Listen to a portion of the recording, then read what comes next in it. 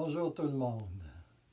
En Éphésiens 3, 14 à 21, on peut lire ceci. À cause de cela, je fléchis les genoux devant le Père, de qui toute famille dans les cieux et sur la terre tire son nom, afin qu'il vous donne, selon la richesse de sa gloire, d'être puissamment fortifié par son esprit dans l'homme intérieur, en sorte que Christ habite dans vos cœurs par la foi, étant enraciné et fondé dans l'amour, que vous puissiez comprendre avec tous les saints quelle est la largeur, la longueur, la profondeur et la hauteur, et connaître l'amour de Christ, qui surpasse toute connaissance, en sorte que vous soyez remplis jusqu'à la toute plénitude de Dieu.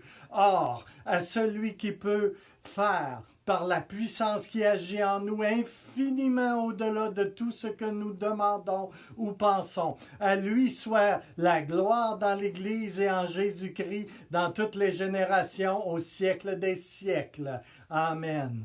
Savez-vous que vous êtes aimés de Dieu à 100%. Vous avez été créés, appelés à la vie pour aimer et pour être aimés. C'est pour cela que le Créateur, Dieu le Père, vous a donné la vie pour aimer et être aimé.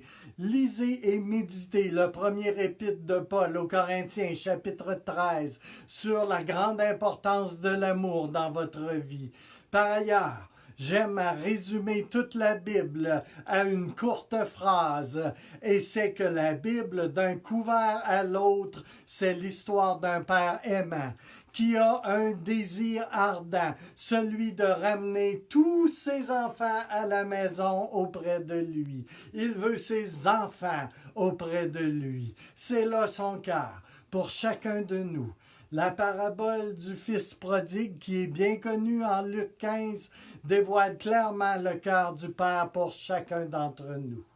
N'oubliez pas, vous êtes aimés de Dieu à 100%.